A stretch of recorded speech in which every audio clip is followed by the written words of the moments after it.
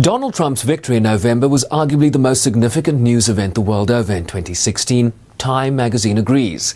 Britain's Prime Minister Theresa May, or Philippines President Rodrigo Duterte, or even South Africa's Jacob Zuma might have strong arguments to counter that. But Trump's victory upended every policy hack political scientist election pollster's analysis that this brash billionaire from New York could win the most powerful political office in the world. And to the horror of the millions hoping for the first woman president, Trump would win the Electoral College, lose the popular vote, and win the White House.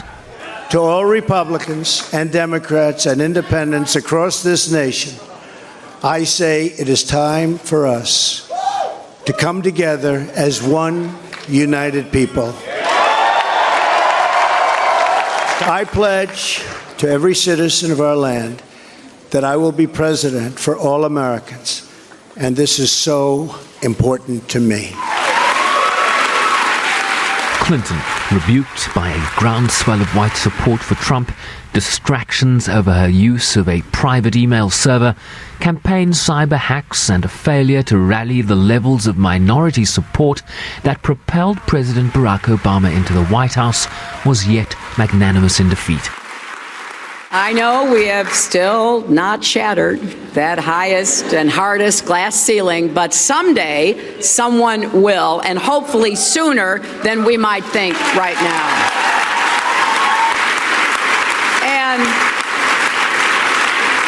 And to all the little girls who are watching this, never doubt that you are valuable and powerful and deserving of every chance and opportunity in the world to pursue and achieve your own dreams. Fascists, we will shut you down! And while protests across the United States erupted against the prospect of a Trump presidency, U.S. intelligence agencies would later accuse Russia of a cyber campaign to undermine Clinton in favor of her opponent. Suddenly being rounded up. President Barack Obama has ordered a review of the election hacks, here in conversation with The Daily Show's Trevor Noah. And the reason that I have called for a review is really to just gather all the threads of the investigations, the intelligence work that has been done over many months, and put it in a single document that can be shared with members of Congress, relevant intelligence agencies. They can be shared with the transition team so that they understand what exactly happened. The Black Lives Matter movement was a constant part of the 2016 narrative as police shootings of minority groups continued. Some tallies have over 1,000 people killed at the hands of police this year alone, while 64 police officers at last count had been killed in the line of duty. Gun violence and mass killings, like the Orlando nightclub attack in which 49 people were killed, are a constant reminder of the battle that continues to better regulate gun use in this country. While South Sudan's implosion, Burundi's defiance, and ICC withdrawals would feature prominently, Syria has illuminated the failure of the Security Council to fulfill its role in the maintenance of peace and security. And often, it would come down to a war of words between Russia and the West. It should shame you. Instead, by all appearances, it is emboldening you. You are plotting your next assault. Are you truly incapable of shame? Is there literally nothing that can shame you? What I find very strange was the statement by the US representative who built her statement as if she was Mother Teresa. Please remember what country you're representing. Remember your own country's track record, and then you can start opining from the position of any moral supremacy.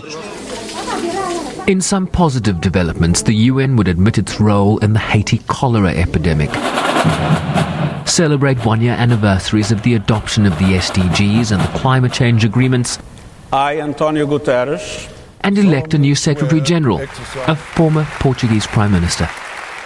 I believe it is high time to reconcile the people with political leaders and international organizations to rebuild trust in our international community.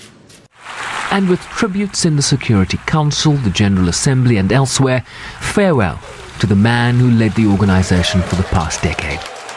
Even as I prepare to leave, my heart will stay, as it has since I was a child, right here with the United Nations.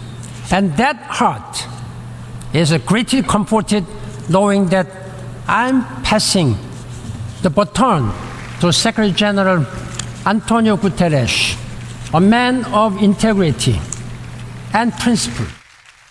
With just weeks left, we shall soon say goodbye to the Obama first family, who will depart the White House for the Trump family.